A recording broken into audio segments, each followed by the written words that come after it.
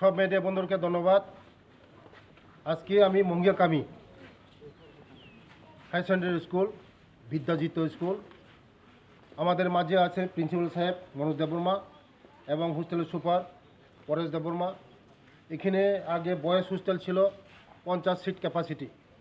আমি এখানে যখন বিদ্যাজিৎ হওয়ার পরে আমি এই হোস্টেল ক্যাপাসিটি ইনটেক ক্যাপাসিটি বাড়িয়ে এখন 100 করে দেওয়া হয়েছে। এবং আপনারা কিছুক্ষণ আগে দেখছেন যে আগামীকাল নতুন স্কুল বিল্ডিং পথ চলা শুরু করবে।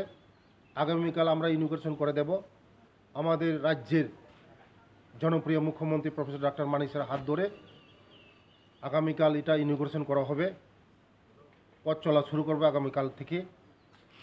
কারণ এই অঞ্চল গরিবের অত্যন্ত একদম গরিব এরিয়া মঙ্গিয়াকামি। এই মঙ্গিয়াকামি আন্ডারের মধ্যে কমসে কম 20 কিলোমিটার 30 কিলোমিটার ভিতরের কর্ণরাম, নুনাছড়া, কাকড়াছড়া, বিলাইহাম, নবজয়কামি ওই জায়গায় থেকে এইখানে ছেলেমেয়েরা পড়াশুনো করে। কারণ এন্টার এরিয়ার মধ্যে 12 স্কুল, বিদ্যাজিৎ স্কুল নেই। এটা আমার বিধানসভার মধ্যে পড়ে। আগামী দিন আরও উন্নতি কীভাবে করা যায় তার জন্য আমি দেখছি।